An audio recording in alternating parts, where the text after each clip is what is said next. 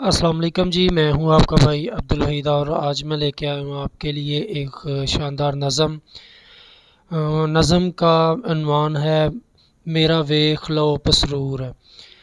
तो मैं स्टार्ट करता हूं। मेरा वेख लो पसरूर, सड़कां टुटियां नाले उबले गंदगी विच मशहूर। मेरा वेख लो पसरूर। जद भी अबरे रहमत आवे मुश्किल विच सब नूं पावे, गोडे गोडे पानी दे नाल सड़कां होण भरपूर। मेरा वेख लो पसरूर। नालियां नाले इक हो जांदे, निक्के वड्डे डुबकियां खांदे, खातर ख्वाह निकास कोई ऐदा ना हुंदा कदी मंजूर। वेख लो मेरा पसरूर।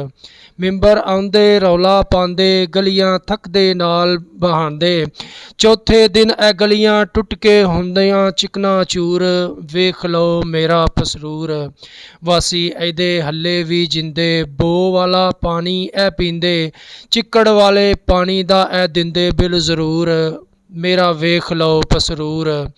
जद भी नवा इलैक्शन आवे कैंडीडेट ऐ रौला पावे, जद भी नवा इलैक्शन आवे कैंडीडेट ऐ रौला पावे, शहरियां नूं पैरिस वंग बनाना साडा है मंशूर।